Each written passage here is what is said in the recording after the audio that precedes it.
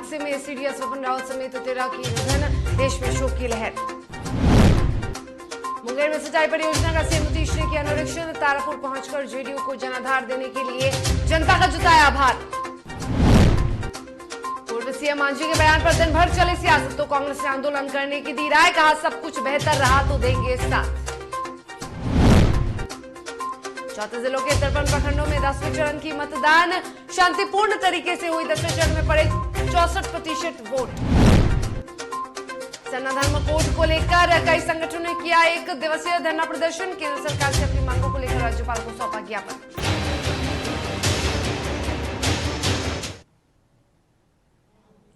नमस्कार, आप देख रहे हैं डीटीवी भारत, मैं हूं आपके साथ शर्मिला चौहान। हेलीकॉप्टर क्रैश में सीडीएस विपिन रावत का निधन हो गया। बता दें आपको कि भारतीय वायु सेना ने ट्विटर पर यह दुखद खबर साझा की है। बुधवार को तमिलनाडु के कुन्नूर में सेना का हेलीकॉप्टर क्रैश हुआ था और इसमें विपिन रावत के अलावा हादसे में उनकी पत्नी मधुलिका रावत समेत 13 लोगों की मौत हो गई। तो जानकारी के मुताबिक सीडीएस विपिन रावत अपनी पत्नी के साथ वेलिंगटन आयोजित एक कार्यक्रम में शामिल होने गए थे, लेकिन जाने के दौरान कुन्नूर के घने जंगल में यह हादसा हुआ। वहीं भारत के पहले सीडीएस की मौत की खबर आने से देश में शोक की लहर है। बता दें कि जानकारी के मुताबिक जनरल बिपिन रावत और उनके साथ हादसे में मृतक सभी लोगों के पार्थिव शरीर को दिल्ली लाया जाएगा। गुरुवार को पार्थिव शरीर को दिल्ली लाया जाएगा। वहीं इस घटना के बाद पीएम मोदी के आवास पर सीसीएस की मीटिंग हुई, जहां इस घटना के साथ ही अगले सीडीएस की नियुक्ति और कई अन्य मुद्दे पर चर्चा की गई। और इसी के साथ उस बैठक में विपिन रावत और तमाम सेना के जवानों को श्रद्धांजलि भी दी गई।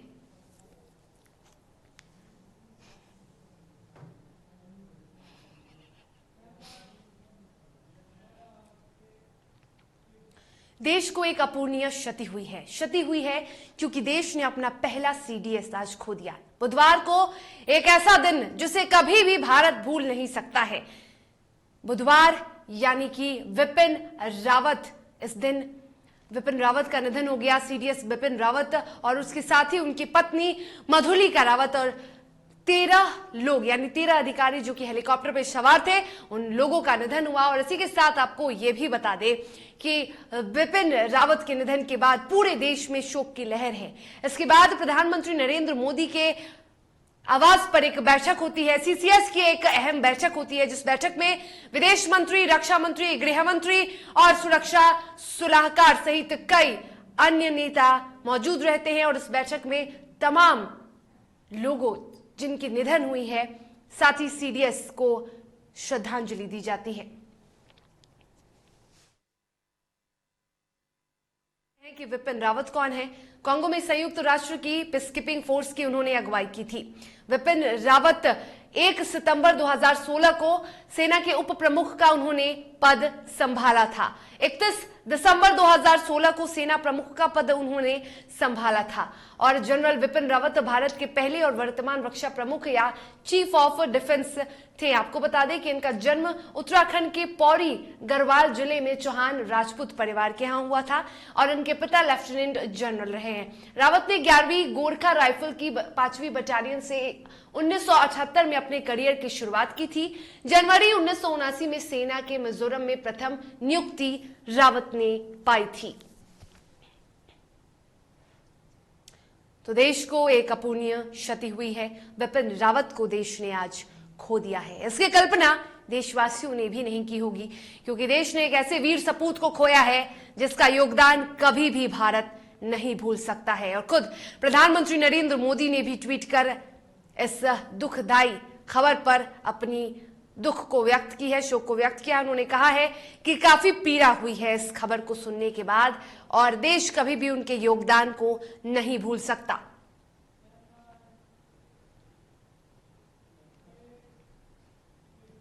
पटना में भी लोजपा रामविलास की ओर से गीता का पाठ कराकर सीडीएस विपिन रावत और उनकी पत्नी समेत 13 लोगों के निधन पर श्रद्धांजलि दी गई। साथ ही लोजपा रामविलास के प्रवक्ता कृष्ण कुमार कल्लू ने देश की बड़ी जांच एजेंसियों से इस हादसे को लेकर जांच कराने की मांग की है।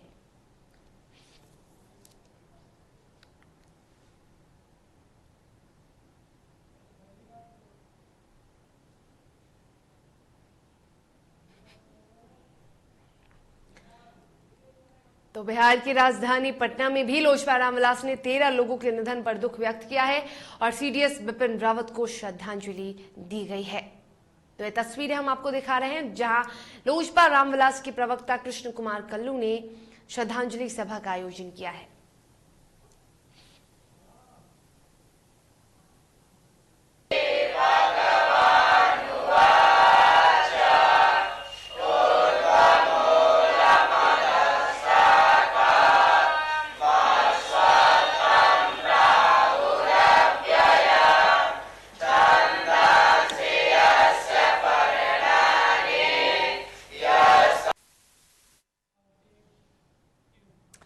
और खबरों में आगे बढ़ेंगे। मुंगेर जिले के संग्रामपुर प्रखंड के कटियाड़ी पंचायत क्षेत्र के झरना गांव के पास स्थित मुहाने बियर सिंचाई परियोजना का मुख्यमंत्री नीतीश कुमार ने निरीक्षण किया, जहां सीएम को गार्ड ऑफ ऑनर देकर सम्मानित किया गया।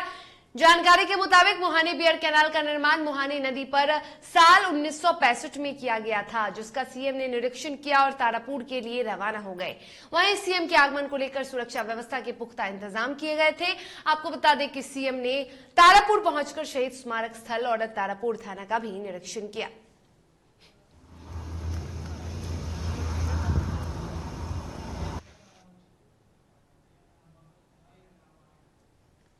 तो वहीं संग्रामपुर के बाद मुंगेर के तारापुर पहुंचे सीएम ने जनसंवाद कार्यक्रम को संबोधित किया। उन्होंने तारापुर से राजीव सिंह को जिताने पर लोगों का अभिवादन किया और उन्होंने कहा कि क्षेत्र में ज्यादा से ज्यादा सिंचाई की सुविधा मुहैया कराई जाएगी, साथ ही हर खेत तक सिंचाई की पानी पहुंचाई जाएगी। वहीं सभी पंचायतों में इंटर तक की पढ़ाई भी होगी। सबसे पहले आप सब लोगों का अभिनंदन करता हूं और एक बात जान लीजिए, जब आपने जो राजीव जी को जिताया है तो इसके लिए मैं आपको विशेष तौर पर धन्यवाद देता हूं और आप सब लोगों को मैं बधाई देता हूं।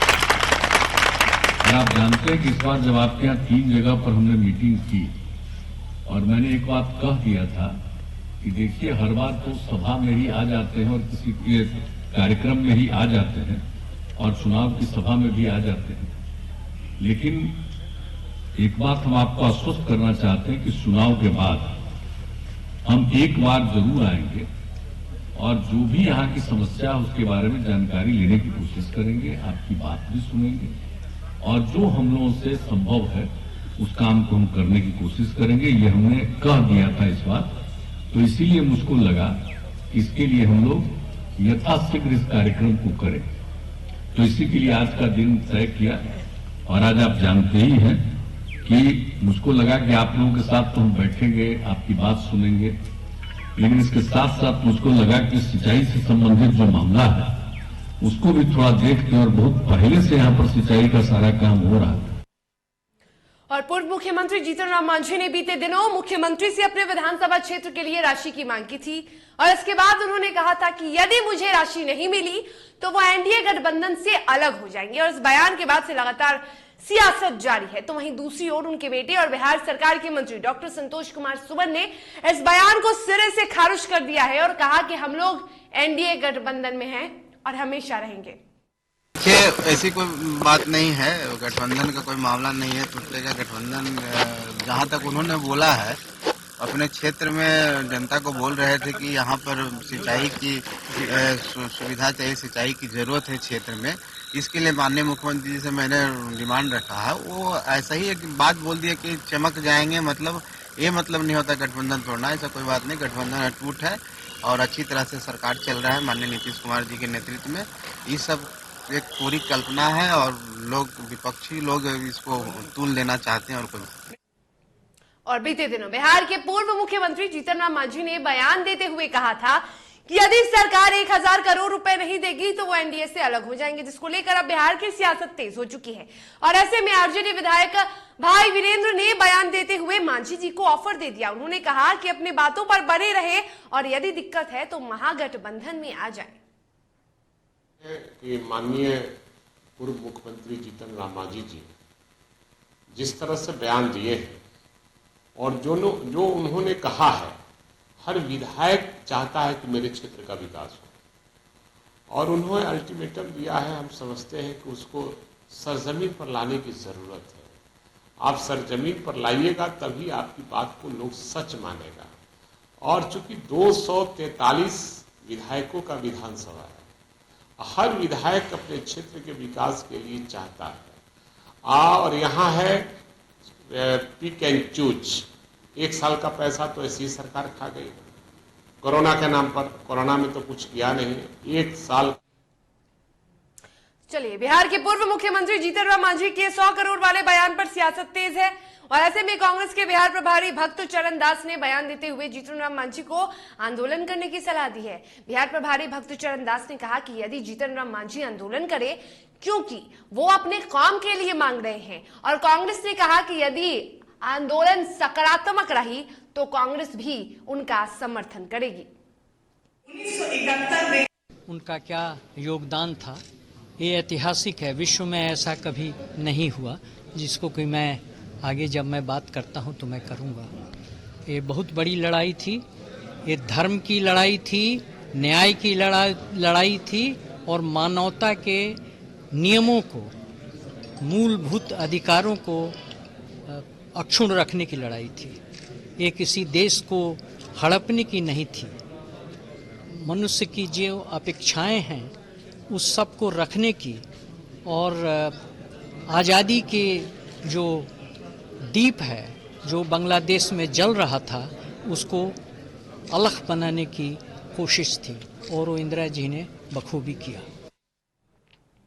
और बिहार की राजनीति में इन दिनों बयानबाजी का दौर चल रहा है। अपनी ही पार्टी के नेता इन दिनों आपस में भिड़ते नजर आ रहे हैं। तो वहीं इसको लेकर जेडीयू कोटे से मंत्री श्रवण कुमार ने कहा कि किसी भी नेता को दूसरे नेताओं के लिए अमर्यादित भाषाओं का इस्तेमाल नहीं करना चाहिए।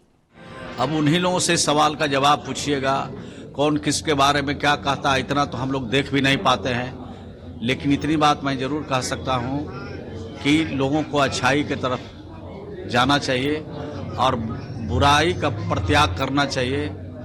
अच्छी बात, अच्छी भाषा, संसदीय भाषा, मर्यादित भाषा का इस्तेमाल किसी के लिए भी किया जाना चाहिए, चाहे वो विरोधी क्यों नहीं हो, दुश्मन क्यों नहीं हो, लेकिन उसके लिए भी मर्यादित और अच्छा भाषा का इस्तेमाल करने से दुश्मनी दोस्ती में बदल सकती है, कटुता जो है वो कम हो सकता है। इसलिए मर्यादित भाषा का हमेशा इस्तेमाल करना चाहिए। और भागलपुर जिले के नवगछिया अनुमंडल के इस्माइलपुर के केलाबाड़ी में आयोजित एक जागरण के प्रोग्राम में गोपालपुर से विधायक नरेंद्र कुमार नीरज उर्फ गोपाल मंडल का डांस काफी तेजी से वायरल हो रहा है। यहाँ गोपाल मंडल भक्ति गीतों पर जमकर झूमते नजर आ रहे हैं, जो कि सोशल मीडिया में काफी तेजी से वायरल हो रहा है। हालांकि ये पहला मामला नहीं है जब उनका इस तरह से वीडियो वायरल हो रहा है।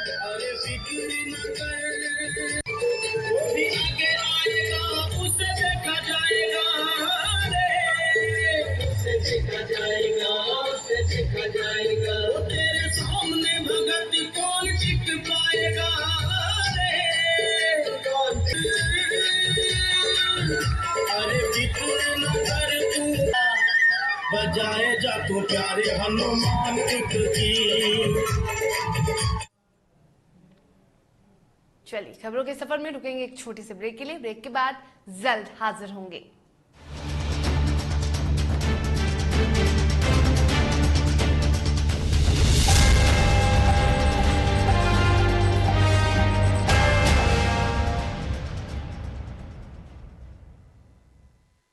जनप्रतिनिधियों का हम करेंगे सम्मान,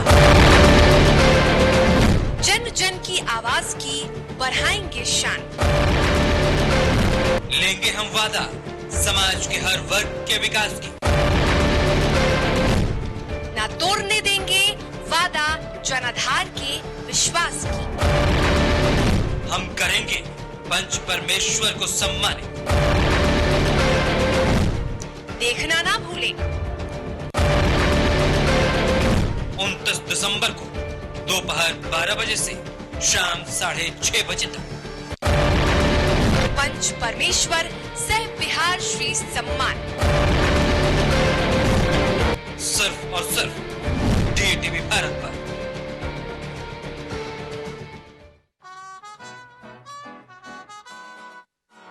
बार बार देखो, हजार बार देखो, ये देखने की चीज है, हमारा दिलरुबा ताली हो, ताली हो। favorite. I like the way I look. I like this.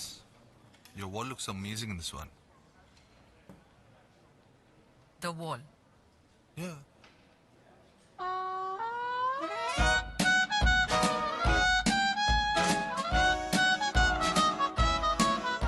Ultra Sheen paint that steals your spotlight. Royale Glitz with Ultra Sheen. Luxury with Teflon.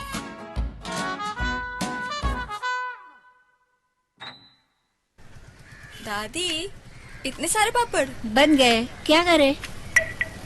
कच्चा पापड़, पक्का पापड़, एक्स्ट्रा पापड़, इंस्टा पापड़, टक्कर दादी के छत का पापड़ विद ऑनलाइन प्रेजेंस बन गया धाकड़। फोन पे करके ऑर्डर ही ऑर्डर सब वाह हो गए इसको खाकर। कच्चा पापड़, पक्का पापड़, चंडीगढ़ टू चेन्नई बढ़िया सापड़। कच्चा पापड़, पक्का पापड़, एक्स्ट्रा पापड़, इंस्टा पापड़। बिजनेस बढ़ाओ इंडिया के फास्टेस्ट 4G के साथ। स्पीड से बढ़ो विद वी गिगानेट।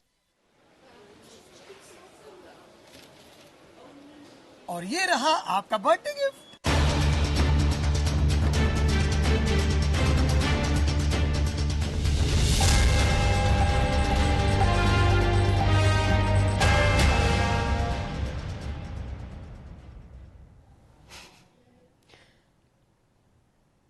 ब्रेक के बाद एक बार फिर से आप सभी का स्वागत है। चलिए खबरों में आगे बढ़ेंगे और बात करेंगे। सहारा इंडिया परिवार के जमाकर्ताओं ने कोच सेबी के खिलाफ बुधवार को गर्दनी बाग धरना स्थल पर प्रदर्शन किया और रैली निकाली। इस दौरान जमाकर्ताओं ने सेबी के खिलाफ हल्ला बोला और जमाकर्ताओं का आरोप है कि सेबी बेवजह सहारा इंडिया परिवार को परेशान करने में लगा हुआ है। इस दौरान लोगों ने कहा कि 24,000 करोड़ रुपए यदि सेबी सहारा इंडिया परिवार को वापस नहीं कर रहा है तो सेबी के खिलाफ आंदोलन तेज होगा।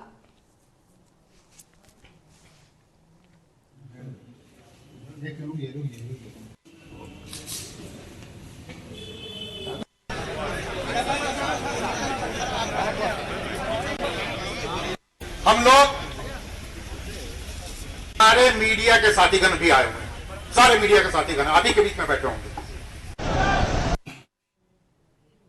और पटना में केंद्र सरकार की निजीकरण पॉलिसी और देश के कई सार्वजनिक बैंकों को निजीकरण करने के खिलाफ बैंक एसोसिएशन लगातार आंदोलन कर रहा है। बैंकों के निजीकरण के विरोध में 16 और 17 दिसंबर को हड़ताल किया जा रहा है। वहीं all India bank officers federation के राष्ट्रीय सलाहकार सुनील कुमार ने बताया कि सरकार के निजीकरण के खिलाफ 16 और 17 दिसंबर को सांकेतिक हड़ताल प्रस्तावित है। यदि सरकार नहीं मानी तो वो अनिश्चितकालीन हड़ताल के लिए बाध्य होंगे। बैंकों का निजीकरण हो गया तो जो नीचे तबके के लोग हैं, जो आरक्षण के बल पर आज मुख्य धारा से जुड़ने का प्रयास कर रहे हैं, उनको नौकरी कहां से मिलेगी? बेरोजगारी बढ़ेगी, हमारे युवा बेरोजगार होंगे, रोजगार के अवसर घटेंगे और देश की आर्थिक जो स्थिति है वो गर्त की तरफ जाएगी और हम पुनः आर्थिक गुलामी की तरफ जाएंगे। चंद निजी लोग जिनको कि पहले हम लोग साहूकार बोलते थे, आज वही फिर अर्थव्यवस्था को संभालेंगे और बाकी गरीब जनता उसके नीचे का।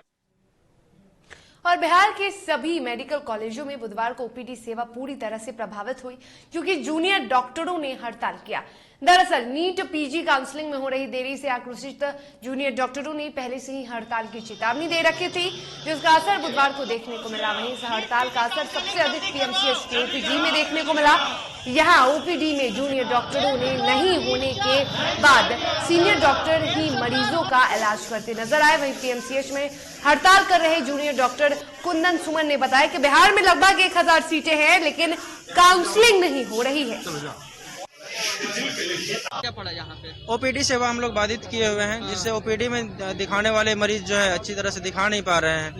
किसी का स्लिप कटा है लेकिन डॉक्टर्स की कमी होने से देख नहीं पा रहे हैं। मतलब रजिस्ट्रेशन हुआ है लेकिन ओपीडी में इलाज नहीं हुआ। ओपीडी में इलाज नहीं हुआ। हालांकि हम लोग इमरजेंसी सेवा पहले की तरह चालू रखे हुए। ऑपरेशन ओटी का क्या है वो सब चल रहा है। हम लोग ओपीडी सेवा से कार्य में स्टेट गवर्नमेंट का जो मेडिकल कॉलेज है, एनएमसीएच, पीएमसीएच, डीएमसीएच, भागलपुर का जो मेडिकल कॉलेज है, गया और मुजफ्फरपुर, सारे लोग फिलहाल तो हम लोग पूरे जूनियर डॉक्टर से भी इसमें है। बिहार समर्थन दिया है या नहीं? अभी फिलहाल आईएमए का समर्थन नहीं मिला है। बगहा के चिउटहा थाना क्षेत्र के बैरागी सोनबरसा में एक एसआई की पिटाई का मामला सामने आया है। दरअसल एएसआई शिवशंकर प्रसाद पर ग्रामीणों ने एक महिला के साथ अवैध संबंध का आरोप लगाया और इसी के दौरान एएसआई को ग्रामीणों ने बंधक बनाकर पीटा। एएसआई पूर्व में चिउटाहा थाना में पदस्थापित थे, जो स्थानांतरित होकर मुजफ्फरपुर चले गए।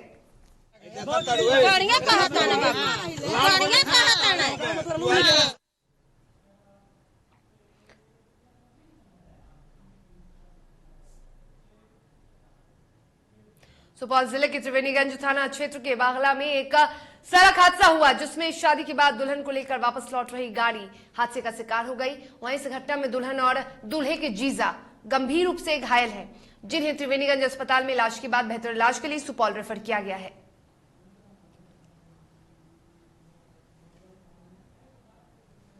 आने के क्रम में एक ट्रक वाला बैक कर रहा था, उसके वजह से धुंध में कुछ दिखाई नहीं दिया, जिसके कारण से गाड़ी पीछे से लगी है। त्रिवेणीगंज थाना से 2 किलोमीटर इधर पश्चिम पड़ता है ना, हाँ पश्चिम। हम लोग फॉरबिसगंज से आए हुए थे शादी में मधेपुरा डिस्ट्रिक्ट, और शादी होके सुबह में वापस जा रहे थे। तो शादी करा के सुबह अभी आ रहे थे, पुल है यहाँ पे बगलापुर, वहीं पे एक्सीडेंट हो गया। फिर क्या कहते हैं वो टंकर वाले ने ब्रेक मारा, उसके कोहरा की वजह से। और रोहतास के चेनारी थाना क्षेत्र के भड़नदुआ निवासी शख्स ने अपने परिवार के साथ डीएम से गुहार लगाने पहुंचा। शख्स का कहना है कि कुछ बदमाश उसके घर में घुसकर उसकी बेटियों के साथ बदसलूकी करते हैं, यहां तक कि उसके बच्चों की पिटाई भी कर डाली। और जब पीड़ित ने इसकी शिकायत पुलिस से की तो दबंगों ने धमकाना शुरू कर दिया। बार बार थाना पर आए सर, हमारे संग घटना हुई तो बार बार हमारे साथ सर छेड़खानी हुआ, हमारे बेटी के साथ, हमारा परिवार के साथ सर। हमको मारा पीटा, घर में पूरा केवाड़ी तोड़ा, टंकी आग लगाकर जरा दिया सर द्वार पर। क्या निशानी है, प्लास्टिक का टंकी है सर, आग का निशानी भी लगा है, वैसे ही जराया हुआ। लड़की पीड़िया बोलने रही सब कबार दिया सर। हमारे घर तकले भीतर चौखट तकले जहाँ सूती है वहाँ तकले समा गया सर। एगो हमारा बेटी के मैंने मार दिया था बाबू के चलते, उसको हम केस किए, अब उसी हमको धमका रहा है, कह रहा है कि केस वापस करो, निकाही करेंगे, और 4-5 को गुंडा रखा है सर। और पटना पुलिस ने अशोक राजपथ चौक थाना अंतर्गत केशवर राय गली के पास हुई लूटपाट की घटना का खुलासा किया है। पुलिस ने मामले में 3 अपराधियों को गिरफ्तार किया है, वहीं लूटे गए पैसों को भी बरामद किया गया है। आपको बता दें कि 1 दिसंबर को अशोक राजपथ पर स्थित केशव राय गली के पास 2 की संख्या में आए अपराधियों ने व्यवसायी विकास जलान के स्टाफ को घायल कर लाखों रुपए लूटे थे। पब्लिक के सहयोग से, इनफैक्ट पब्लिक का उसमें बहुत ज्यादा अच्छा पहल रहा, और मौके से एक व्यक्ति को पकड़ा गया था, जिसके पास से फायरआर्म से बरामद हुआ, जैसे गोली चली थी और गोलियां भी बरामद हुई थी। लेकिन फिर मौके पे जो हम लोग और सूत्र होते हैं, जिनके साथ द्वारा हम लोग अनुसंधान करते हैं, उस माध्यम से शेष 2 जो उनके सहकर्मी अपराधी थे, उनकी पहचान हुई और उनको ट्रेस किया गया। तो उन लोगों को घटना के बाद भागते हुए देखा गया, मानपुर के रास्ते गया के होते हुए वो लोग भागे थे और जमशेदपुर चले गए। तो FIR जो हुआ है वो 5 लाख लगभग 5,17,000 रुपए से भरा बैग लूट लेने की बात हुई है। रिकवरी 4,12,000 रुपए की है। जो पैसे इसमें से बेगूसराय में एक फर्जी आईपीएस को उस वक्त महंगा पड़ा जब पुलिस के हाथ वो चढ़ गया। पकड़ा गया अभियुक्त खुद को आईबी का आईपीएस बताकर लोगों को निशाना बनाता था। बता दें कि अंचलाधिकारी और थानाध्यक्ष को कॉल करके खुद को आईपीएस बताकर रौब जताने वाले आलोक राणावत को पुलिस ने गिरफ्तार कर लिया है। इधर खड़ा हुई है ना, इधर एक तरफ शराबबंदी पर सख्ती बढ़ी है तो दूसरी ओर शराब की बोतलों के मिलने का सिलसिला भी बढ़ा है। दरभंगा के ललित नारायण मिथिला विश्वविद्यालय में शराब की बोतलें मिली तो वहीं मामले से कुल सचिव ने अपना पल्ला झाड़ लिया। कुल सचिव ने कहा कि उन्हें मालूम नहीं कि बोतलें आई कहां से। सार्वजनिक है, छात्र, शिक्षक, अभिभावक और आम लोगों के आने जाने का रास्ता है। यदि कहीं से किसी तरह से ऐसी सामग्री मिली है, इस संबंध में मुझे जानकारी मिलेगी तो मैं इसकी जांच कराऊंगा। लेकिन विश्वविद्यालय परिषद जो है नशा मुक्ति के खिलाफ एक जोरदार अभियान चला रहा है। माननीय कुलपति महोदय जब से यहाँ आए हैं, प्रोफेसर एसपी सिंह साहब, उस वक्त से 5 ऐसे कर्मी जो शराब नशा किसी तरह करते थे उनको विश्वविद्यालय परिसर से बाहर कर दिया। और राजधानी पटना से सटे छोटकी सपहुआ मुशहरी में करीब 200 महिला और पुरुषों ने स्वेच्छा से शराब नहीं बनाने और बेचने की शपथ ली है, जहां स्थानीय समाजसेवी एवं ग्रामीण भारी संख्या में उपस्थित रहे। आपको बता दें कि इस फैसले के बाद गौरीचक थानाध्यक्ष महोदय ने बताया कि सभी ग्रामीणों ने स्वेच्छा से छोटकी सपहुआ मुशहरी में शराब नहीं बनाने की शपथ ली है।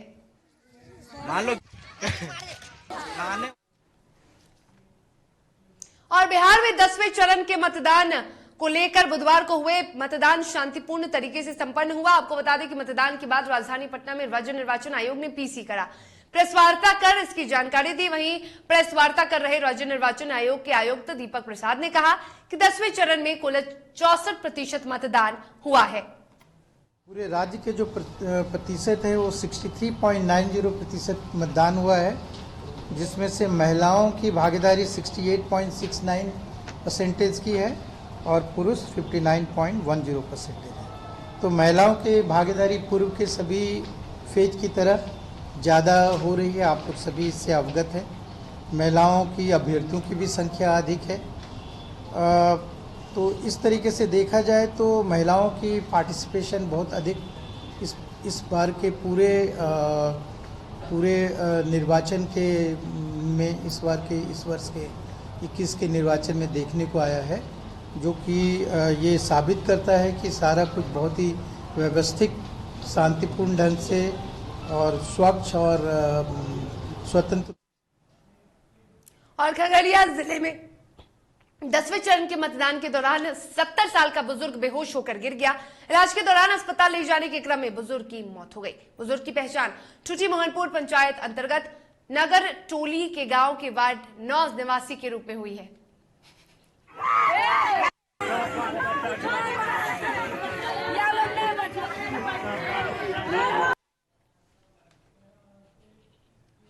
चलिए नजर डालते हैं झारखंड की खबरों पर। बुधवार को झारखंड की राजधानी रांची में शरण लोगों की मांग को लेकर केंद्रीय सरना समिति, अखिल भारतीय आदिवासी विकास परिषद के साथ ही कई अन्य संगठनों के द्वारा राजभवन के सामने एक दिवसीय धरना प्रदर्शन किया गया और इस दौरान केंद्र सरकार से सरना धर्म कोड की मांग को लेकर राज्यपाल को ज्ञापन सौंपा गया।